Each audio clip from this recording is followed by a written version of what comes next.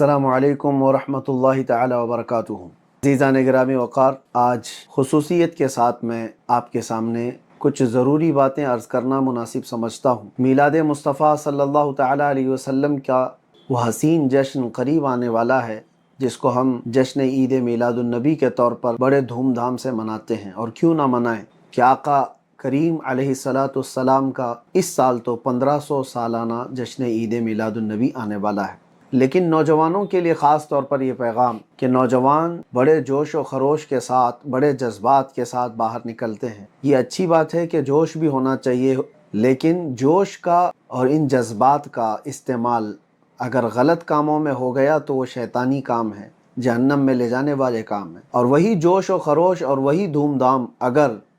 اللہ اور اس کے رسول کی رضا کے لیے استعمال ہو جائے تو وہ سیدھا جوش اور وہ جذبہ اس کو جنت تک لے جا سکتا ہے۔ بس استعمال کرنے کا طریقہ آپ کا بدل جانا چاہیے۔ جوش حضور پاک صلی اللہ علیہ وسلم کی محبت میں جتنا آئے، جذبات جتنے آئیں، لیکن اگر وہ اس جوش اور جذبات میں آ کر گانے باجے پر ناچنا شروع کر دیا ہو، جوا بازی اور شراب نوشی کرنے لگ گیا ہو،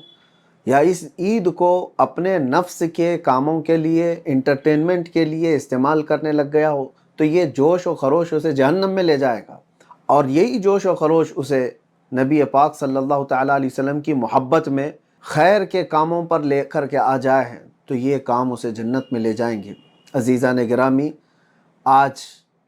مجھے نوجوانوں کو ایک بات عرض کرنی ہے کہ کام کرنے کے لیے جو تمہارے پاس اللہ تعالیٰ نے وقت دیا ہے، کل یہ عمر ڈھل جائے گی اور تم چاہ کر کے بھی بہت کچھ نہیں کر پاؤ گے۔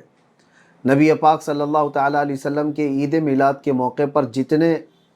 سوشل ایکٹیویٹیز ہو سکتی ہیں، سماجی کام ہو سکتے ہیں، وہ آپ بھرپور انداز میں کریں تاکہ پوری دنیا کو یہ بتائیں رحمت عالم صلی اللہ تعالیٰ علیہ وسلم پوری کائنات کے لیے رحمت بن کر کے تشریف لائے تھے۔